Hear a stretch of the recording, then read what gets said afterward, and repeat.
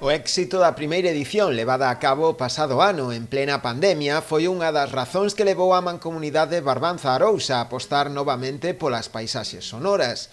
A actividade presentada esta mañá virá nesta segunda edición con algunha que outra novidade. A principal é que será en formato de festival. Desenvolverase en 3 xornadas consecutivas, 27, 28 e 29 de agosto, programándose para eses días un total de 4 concertos, un por cada concello que integra a entidade. Continuamos co concepto que se iniciou o ano pasado de fusionar música e paisaxe. En Barbanza Arousa temos unhas paisaxes incribles, unhas paisaxes moitas delas aínda descoñecidas fora da propia comarca, do propio destino, que tamén queremos poñer en valor. Os grupos convidados nesta edición serán Heredeiros da Cruz, que actuará o venres 27 de agosto ás 8 da tarde na praia de Esteiro, en Cabo de Cruz. O día seguinte actuarán as Tanxugueiras nunha sesión vermú que terá lugar no Peirao de Taragoña. E pola tarde ás 8 tocará o turno a Mercedes Peón, na Punta de Cabío. O peche do festival terá lugar o domingo 29 na fábrica de Salazón de Castiñeiras, ao mediodía, coa actuación do Grupo Baiuca.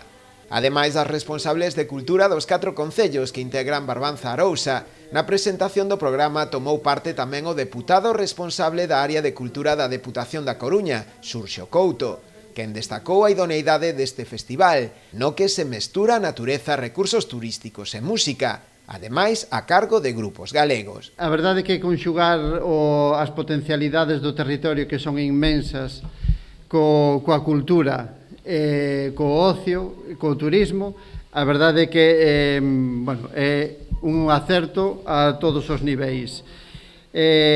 A natureza é o vehículo de expresión, é o escenario principal deste evento, deste festival. Como acontecera xa o pasado ano, respetaranse todas as medidas anti-Covid, con niveis de ocupación máis limitados e atendendo sempre as restriccións existentes en cada municipio no momento dos concertos. As entradas sairán mañá á venda a través da taquilla.com. Ademais das individuais, o público interesado terá tamén ao seu dispor abonos para os 4 concertos.